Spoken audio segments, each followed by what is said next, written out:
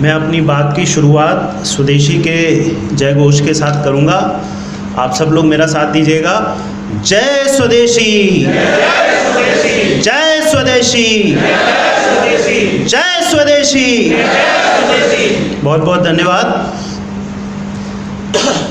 मंच पर विराजमान हमारी राष्ट्रीय कार्य परिषद के सदस्य, मेरे मार्गदर्शक और इस कार्यक्रम को संभव बनाने वाले श्री आरपी माहेश्वरी जी, जो इस सत्र के मुख्य अतिथि भी हैं। राष्ट्रीय परिषद में मेरे साथी, मेरे भाई साकेत सिंह राठौर, जिनका अद्भुत उद्बोधन आप सब लोगों ने अभी सुना। इस सत्र का संचालन कर रहे मेरे बड़े भाई शिवपुरी से सुरेश दुबे जी, और राष्ट्र ऋषि ठेगड़ी जी के नाम पर इस सभागार में उपस्थित मेरे सभी बंधुओं और भगिनियों, हम आज यहाँ स्वदेशी के चिंतन मनन के लिए आए हैं। और मुझे जिस विषय पर अपनी बात रखने का निर्देश मिला है वो है ई कॉमर्स और उससे जुड़ी हुई चुनौतियाँ और उनके समाधान। संयोग की बात ये है कि ये ई कॉमर्स विषय जो बना है, इसमें दो चीज़ें हैं, एक ई है और एक कॉमर्स है। मेरा इन दोनों विषयों से बड़ा गहरा नाता रहा। मेरा पोस्ट ग्रेजुएशन इकोनॉमिक्स में है, तो अर्थ और अर्थशास्त्र की पढ़ाई मैंने की है। उसके बाद मैंने पोस्ट ग्रेजुएशन में काफ़ी समय तक अर्थशास्त्र को पढ़ाया, और उसके बाद भाग्यवश या प्रभु इच्छा से 20 साल तक मैं आईटी का ट्रेनर रहा। लगभग 50,000 के ऊपर मैंने इंजीनियरिंग के छात्रों को ये सॉफ्टवेयर और वेबसाइट कैसे बनाते हैं इसकी ट्रेनिंग दी।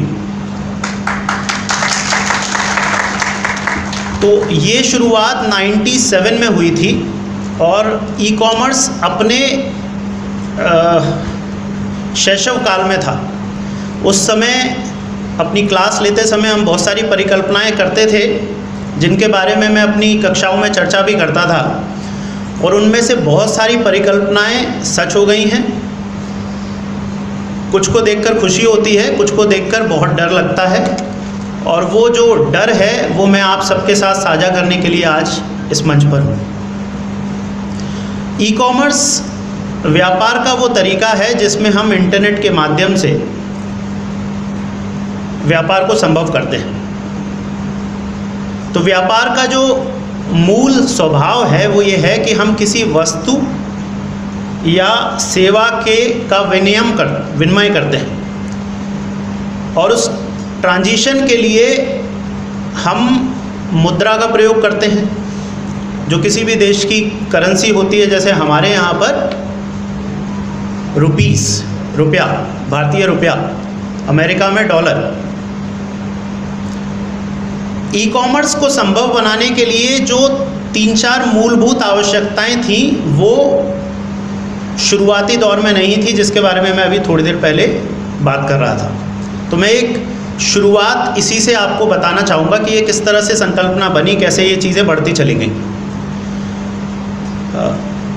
1999 और 2000 में पूरी दुनिया ने एक टेक्नोलॉजी या आईटी वर्ल्ड में एक शब्द सुना था कि उन्होंने कहा था ई कॉम बबल बस्ट हो गया।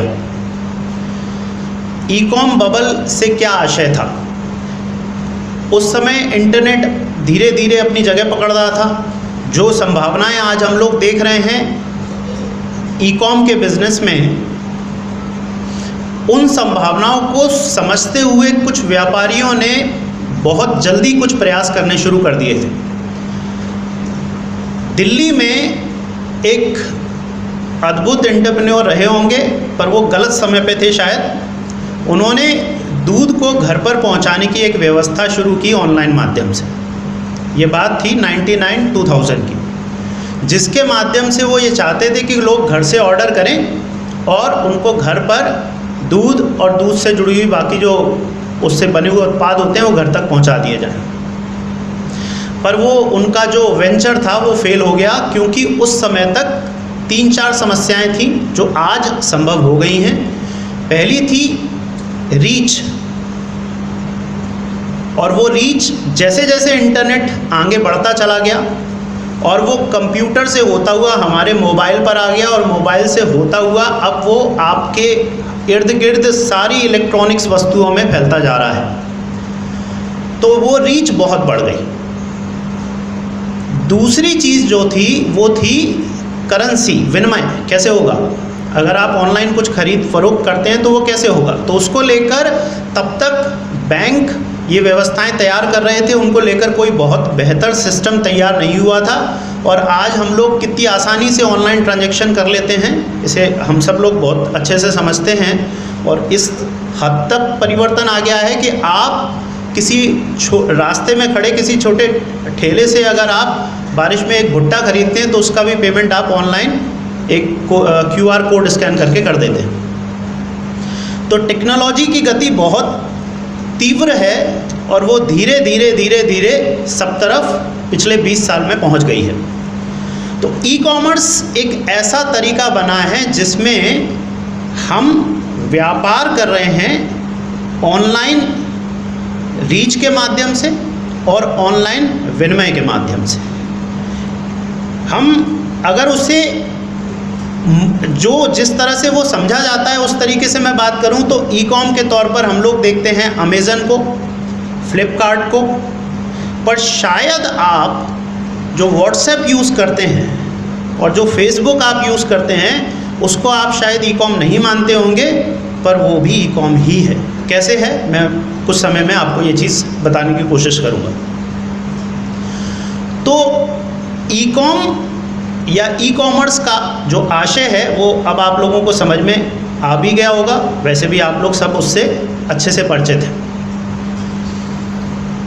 इंटरनेट की शुरुआत जो है वो सेकेंड वर्ल्ड वॉर के समय हुई थी, और इंटरनेट की शुरुआत के बाद लगभग 1984 के आसपास एक संकल्पना बनी जिसे हम लोग WWW वर्ल्ड वाइड वेब के नाम से जानते हैं। इंटरनेट कहते हैं जब बहुत सारे कंप्यूटर जोड़ें तो बनता है नेटवर्क, और जब बहुत सारे नेटवर्क जोड़ दें तो बनता है इंटरनेट। तो पूरी दुनिया के सारे नेटवर्क को जोड़कर इंटरनेट बना, और शुरुआत में इसका प्रयोग ज्ञान के लिए था। लोग इंफॉर्मेशन एक्सचेंज के लिए इसे प्रयोग करते थे, पर यूनिवर्सिटीज़ और सरकारें इसका नियंत्रण किसी और को नहीं देती थी। वर्ल्ड वाइड वेब एक ऐसी संकल्पना थी कि आप जैसे आप इसे समझ लें, एक होते हैं ऑर्गेनाइज बाजार और एक होती है हाट। 5, 7, 8, 10 लोग आए, उन्होंने अपनी छोटी दुकान किसी जगह लगा ली तो एक बाजार बन गया। वैसे ही वर्ल्ड वाइड वेब एक ऐसी संकल्पना थी जिसमें लोगों ने सामूहिक तौर पर जुड़कर एक ऐसा बड़ा नेटवर्क खड़ा कर दिया जो विश्व का सबसे बड़ा नेटवर्क बना, जिसमें अपार संभावनाएं थी।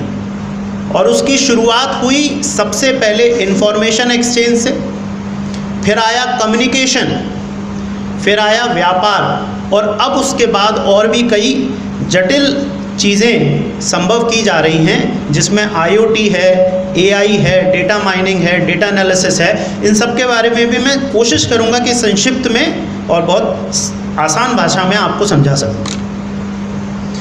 तो ई कॉमर्स के अब खतरे क्या हो सकते हैं, इस पर मैं आपको इसकी शुरुआत आपको इसको समझाने के लिए एक मैं उदाहरण लेता हूँ। पूरे विश्व में ई कॉमर्स के तौर पर जो सबसे बड़ी कंपनी मानी जाती है या सबसे बड़ा मार्केट प्लेस माना जाता है वो अमेज़न है। अच्छा, इसे शुरू करने से पहले मैं मार्केट प्लेस और थोड़ा सा समझा दूं, क्योंकि कुछ लोग हो सकते हैं जिन्हें मार्केट प्लेस को ना समझते हो।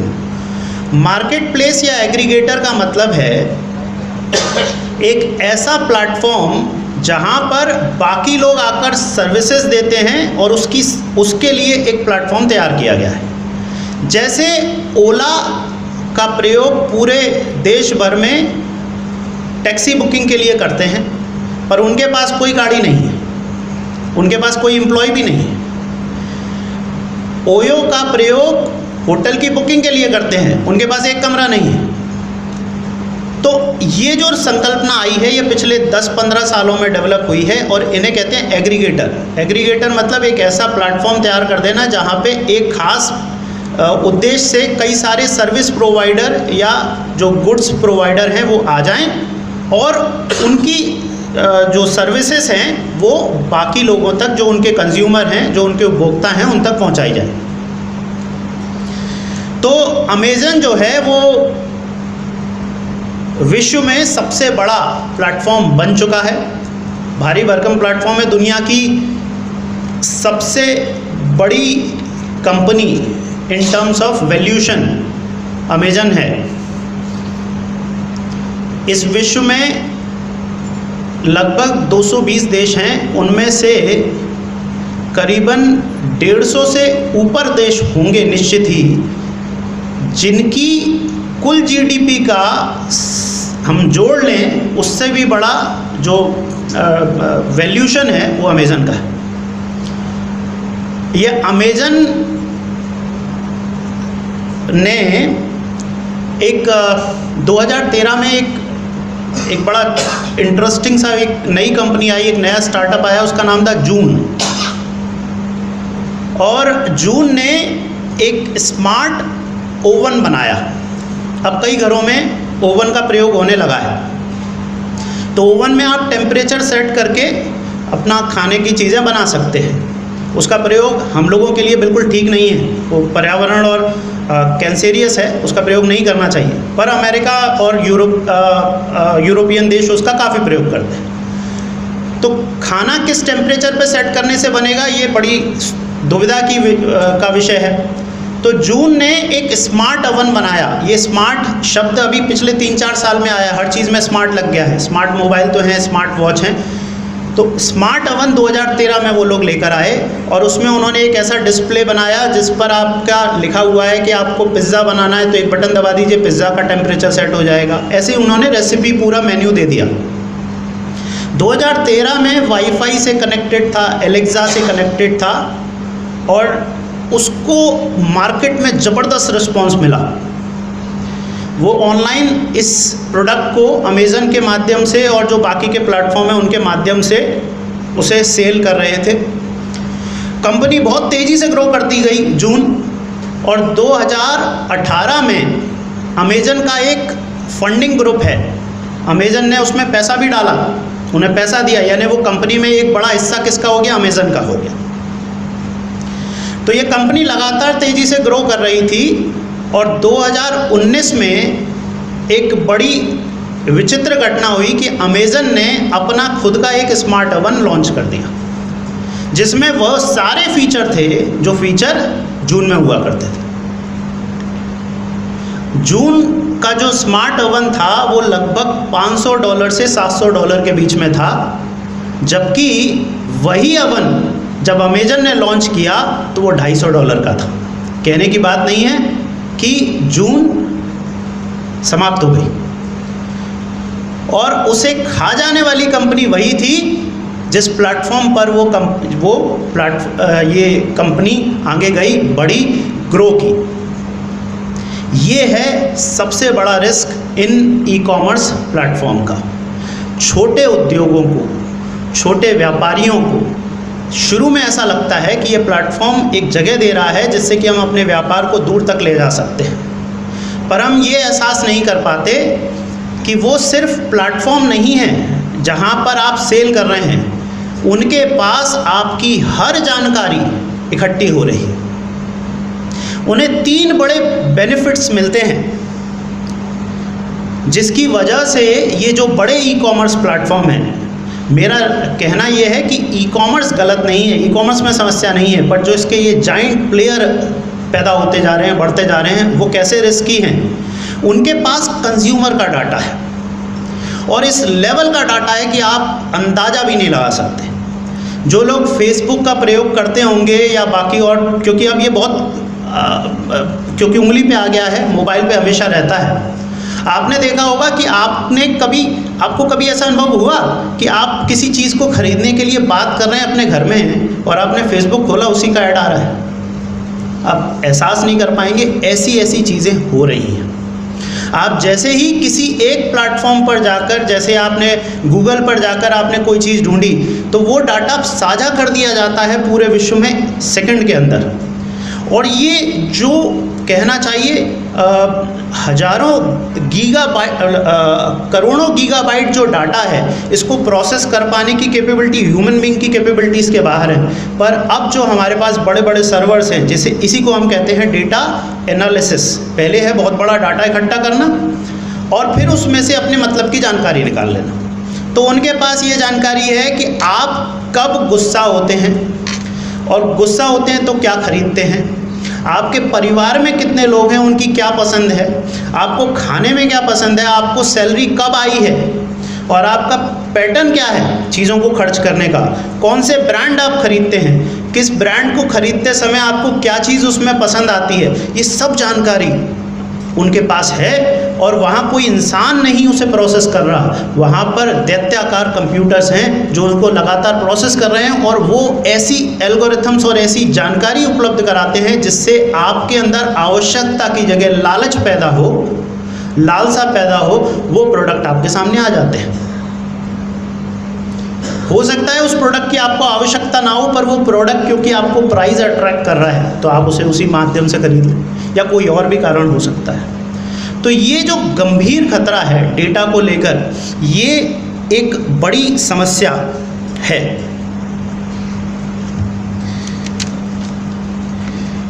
दूसरा इससे जुड़ा हुआ जो एक और पहलू है जो मैं आपके सामने रखना चाहूँगा, वो है रोजगार का।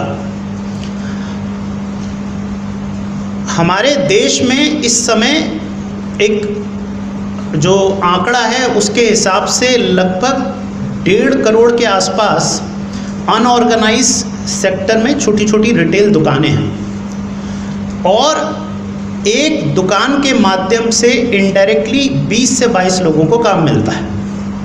आप कहेंगे 20 से 22 लोगों को कौन सी दुकान रखती है?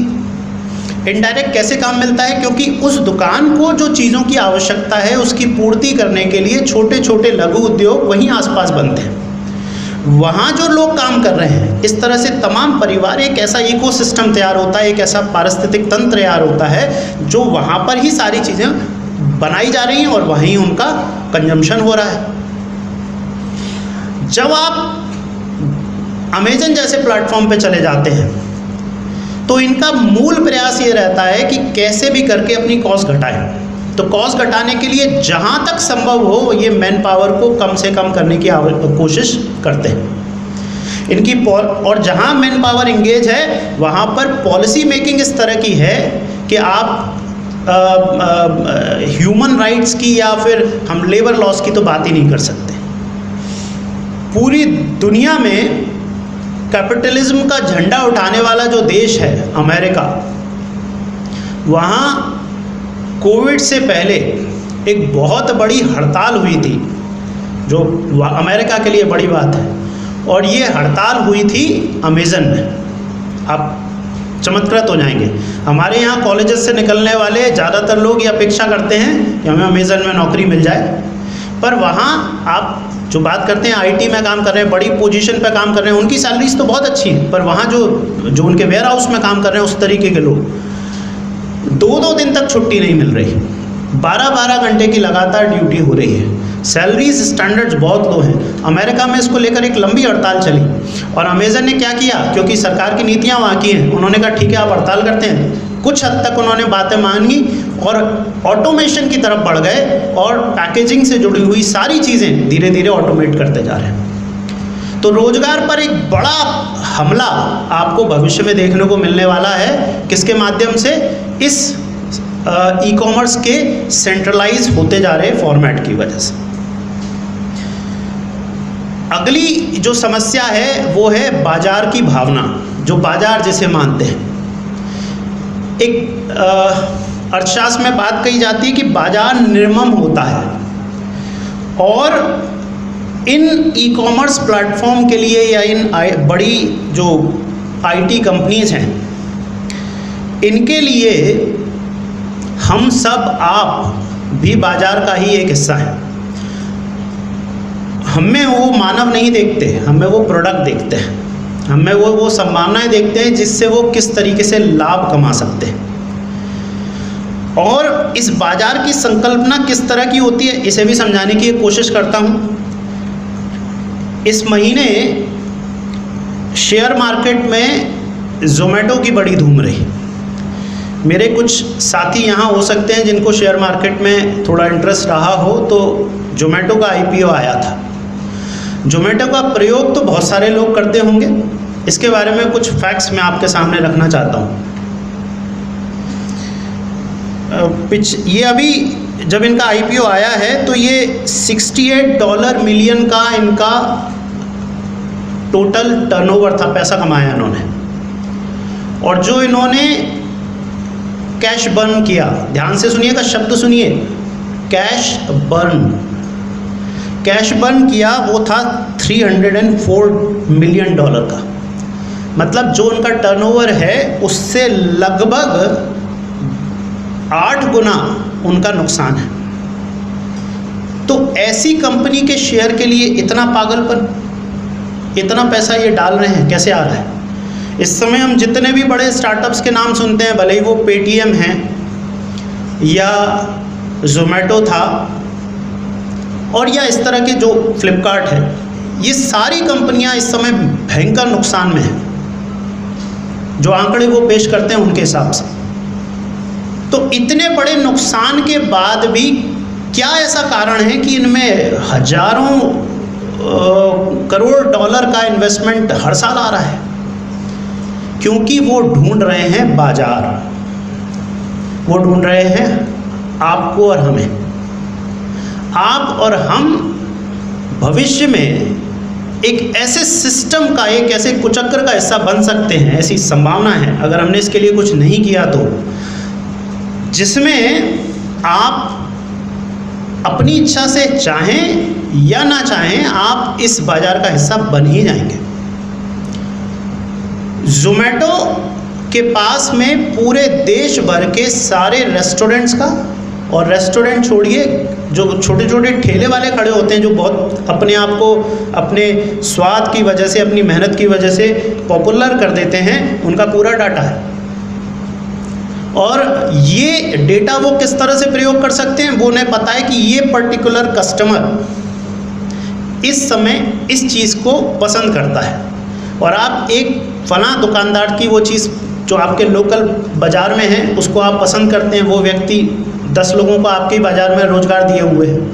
ये अब एक नई संकल्पना की तरफ जा रहे हैं जिसमें उन्होंने कहा क्लाउड किचन, हम किचन बना देंगे और एक ही किचन में मशीनों के माध्यम से हम बहुत बड़ी संख्या में उत्पादन कर लेंगे भोजन का, और अब आपके पास में बहुत ही कम प्राइस के साथ पहुंचेगा। जो स्वभाव है, मानव स्वभाव है, अगर आपको कोई चीज़ जो 100 रुपये की मिलती है, अगर वो आपको 5 रुपये या 10 रुपये की मिलेगी तो निश्चित ही आप 5 या 10 रुपये वाली चीज़ की तरफ जाएंगे। और उसकी वजह से जो व्यक्ति 100 रुपये में वो चीज़ नहीं दे सकता, वो आखिरी में उसे अपना व्यवसाय बंद करना पड़ेगा। तो ये पूरे बाज़ार में जो हम सबको बदलने की एक पूरा प्रयास है, उनके लिए बाज़ार है हम हमारे डेटा को लेकर, ये एक और बड़ा रिस्क इस ई-कॉमर्स का है। अगला जो एक बहुत बड़ा एक और ख़तरा जो मुझे लगता है, और ये शब्द मैंने ठेगड़ी जी के तीसरा विकल्प से सुना और मैं आश्चर्यचकित रह गया। ऐसा सिस्टम रहा है हमारे एजुकेशन सिस्टम का कि हम उन अर्थशास्त्रियों को तो पढ़ ही नहीं पाते जो हमारे देश के हैं और जिनके पास इतनी समझ है। तो मैं अपनी पढ़ाई में कभी नहीं पढ़ पाया ठेगड़ी जी को, और जब उनको जानने का मौका मिला और जब उनके शब्दों को मैं हैरान रह जाता हूँ, वो व्यक्ति इतना पहले इतना आगे का कैसे सोच पाए।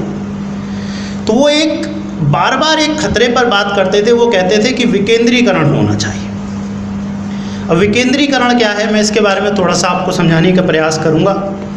एक शक्ति है पर भगवान की बनाई हुई, प्रकृति की बनाई हुई, गुरुत्वाकर्षण, उसी की वजह से हम इस कमरे में बैठे हैं, सब व्यवस्थाएं सब चीज़ें रखी हुई हैं। गुरुत्वाकर्षण है तो जीवन है। तो ये शक्ति अपने कम क्षमताओं के साथ, या जिसे कहते हैं एक बैलेंस्ड फॉर्म में है तो जीवन है। पर ये शक्ति अपना जब एक्सट्रीम फॉर्म ले लेती है तो क्या हो जाता है? तो बनता है ब्लैक होल। शायद कुछ लोगों ने इसके बारे में सुना हो। ब्लैक होल अंतरिक्ष में वो जगह हैं जहाँ पृथ्वी छोड़िए, सौरमंडल छोड़िए, ब्रह्मांड समा जाते हैं। तो वो वहाँ ऐसा क्यों है? क्योंकि उनका गुरुत्वाकर्षण बहुत अधिक है, खींच लेने की ताकत, केंद्रीयकरण, हर चीज़ खींच डालो। और हम उसी मोनोपोलिस्टिक वर्ल्ड की तरफ बढ़ रहे हैं इन ई कॉमर्स के नए प्लेटफॉर्म्स के माध्यम से। हर चीज़ का एक एकत्रीकरण हो जाना है। होना ये चाहिए कि विकास तब हो सकता है जब उद्योग धंधे, छोटे रोजगार के अवसर ये फैलें, इनका विस्तार हो। पर ये जो नए मॉडल बन रहे हैं, इन मॉडल में सभी चीज़ों का एकत्रीकरण हो रहा है। ये कंपनियां इस प्रयास में हैं कि वो सब कुछ आपका, जितने भी छोटे छोटे धंधे हैं, व्यवसाय हैं, वो सब खुद खरीद लें और वही उसे चलाएं। और इस प्रयास में निश्चित तौर पर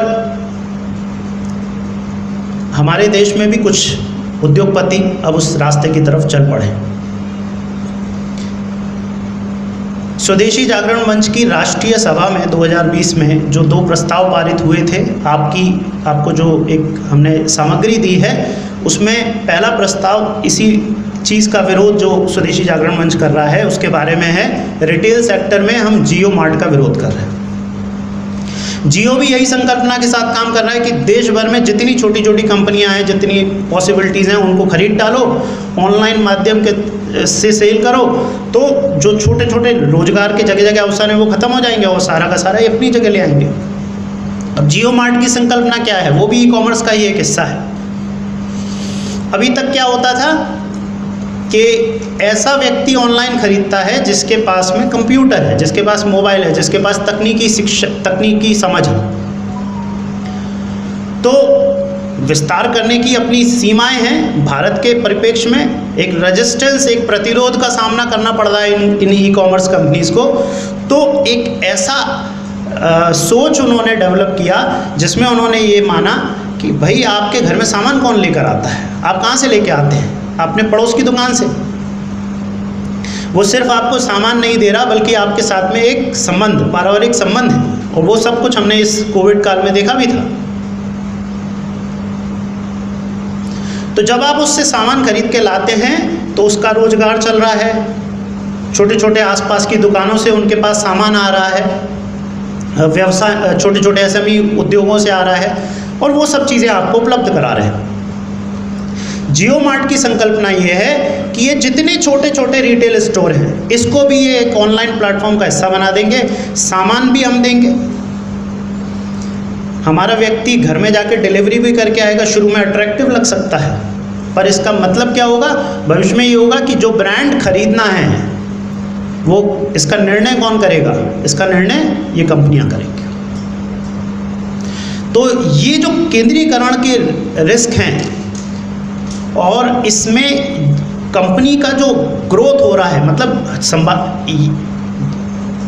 आज से 10, 12, 15 साल पहले तक हम जिन आंकड़ों की या जिन चीज़ों की संकल्पना भी नहीं कर सकते थे, उतनी बड़ी बड़ी फिगर्स की बातें इस समय पूरे विश्व में जो व्यापार हो वो सब कुछ उनके पास चला जाए। तो ये जो अप्रोच है और इसका जो सेंट्रलाइजेशन है, ये गलत है। तो ये समस्याएं मैंने आपको बताई। एक आखिरी समस्या और इसमें मैं छोटी सी जोड़ देना चाहता हूँ। पर्यावरण को भी बहुत बड़ा नुकसान इस ई कॉमर्स प्लेटफॉर्म के माध्यम से होता है। ये शायद आपको इतना लगे ना, पर पिछले कुछ समय में जैसे जैसे ये ई कॉमर्स बढ़ा है, हमारे घर में जब कोई सामग्री आती है तो उसके साथ में तमाम पैकिंग का मटेरियल निकलता है। इतनी सामग्री होती है, इतना बड़ा बॉक्स होता है, उसमें दुनिया भर का प्लास्टिक भरा है। पुराना तरीका ये होता था कि एक बड़े बॉक्स में 100, 200, 1000 पीस आते थे, एक दुकान के पास रहते थे, आप वस्तु लेके आते थे। अब आप वस्तु इतनी सी आती है, इतना सारा मटेरियल आ रहा है। फिर आपके घर तक आने के लिए पेट्रोल, डीजल कहीं ना कहीं पर्यावरण को नुकसान पहुंचा रहा है। तो ये पूरी जो तकनीक है, क्योंकि इनके लिए लाभ ही लक्ष्य है, तो पर्यावरण तो कोई बात ही नहीं होती। तो पर्यावरण को भी एक बहुत बड़ा सेटबैक इस ई कॉमर्स के बढ़ते व्यवसाय की वजह से हो रहा है। तो मैंने चुनौतियां आपके सामने रखी, तो समाधान भी हमें ही ढूंढना पड़ेगा। अभी साकेत जी ने कहा कि चुनौतियां हमारी हैं तो समाधान भी हमारे होने चाहिए। पहला समाधान जिसके लिए स्वदेशी जागरण मंच मांग भी कर रहा है कि एक ई कॉमर्स को लेकर हमारे देश में एक पॉलिसी होनी चाहिए। पॉलिसी किस तरह की होनी चाहिए जिसमें ये जो छोटे व्यापारी हैं जो उस प्लेटफॉर्म पर हैं उनके हितों की रक्षा के लिए भी बात की जाए। उनका पैसा ये बड़ी कंपनियां ना ले भागे। ये संभव नहीं है कि मेरे जैसा एक छोटा व्यापारी रिलायंस जैसी कंपनी की लीगल टीम से कोर्ट में जाके खड़ा हो जाए। तो ऐसा तंत्र हमारी सरकार को बनाना पड़ेगा जिसमें जो व्यापारी या जो उद्योग इन ई कॉमर्स प्लेटफॉर्म के माध्यम से पूरे देश भर में सेवाएं दे रहे हैं उनके हितों की रक्षा की जा सके। अभी बीच में ओयो को लेकर पूरे देश भर में कई जिलों में हड़ताल हुई और उन्होंने सबने ओयो को बैन कर दिया। उन्होंने कहा होटल्स ने कि हम बिना उसके काम करेंगे, हम ओयो के साथ काम नहीं करेंगे। कारण क्या था? ओयो ने उन्हें अनुबंध में बांध लिया। एक तो इतने बड़े बड़े नियम कायदे और उनकी लीगल टीम उनके पास क्षमताएं हैं, और उन अनुबंधों के बाद उनका वो पैसा जो मना है वो काट देते हैं। आपने ये नहीं किया, ये पैसा कटा, ये नहीं किया, ये पैसा कटा। तो वो जो छोटा व्यापारी है जो उनके माया जाल में फंस गया है और उसके बाद उसके पास पैसा भी नहीं पहुंचता और धीरे धीरे वो खत्म हो रहा है। तो सरकार को इस पर बहुत गहन अध्ययन की जरूरत है और इस विषय को समझने वाले ऐसे लोगों को आगे लाकर एक ऐसी विस्तृत पॉलिसी बनानी पड़ेगी जिसमें चीज़ों को कितना आप कहाँ से खरीदेंगे इसको लेकर निर्णय हो। जैसे हमारी सरकार ये नियम बनाती है कि आपको ये चीज़ें इतनी मात्रा में एमएसएमई से खरीदनी आवश्यक है, वैसा ही ई कॉमर्स प्लेटफॉर्म के लिए भी होना चाहिए कि आपको इस प्लेटफॉर्म पर इतनी चीज़ें लोकल मार्केट से, इस मार्केट से खरीदनी होंगी। पर्यावरण के हितों की रक्षा करने के लिए इन कंपनीज़ को कैसे काम करना है उसके बारे में भी इस विषय पे होना चाहिए, रोजगार के विषय में भी होना चाहिए। और मैं इसमें एक बहुत ज़रूरी चीज़ जोड़ना चाहूँगा कि समय समय पर इनकी एक सोशल ऑडिट की व्यवस्था भी हमें निश्चित तौर पर करनी चाहिए। ये कंपनियां अब सिर्फ और सिर्फ व्यापार करने का माध्यम नहीं रह गई हैं, ये कंपनियां देश से बड़ी हो गई हैं।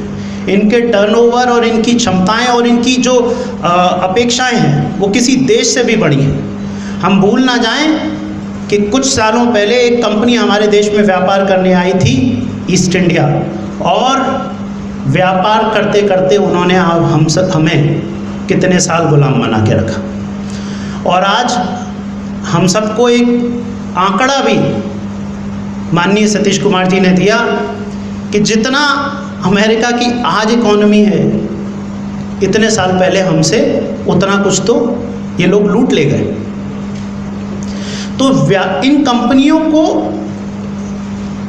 मार्केट में जगह होनी चाहिए, पर इसका मतलब ये नहीं होना चाहिए कि ये पूरा मार्केट खा जाए। इनके ऊपर नियंत्रण की कहीं ना कहीं इच्छा शक्ति भी होनी चाहिए सरकार की, और उसके लिए नियम कायदे भी होने चाहिए।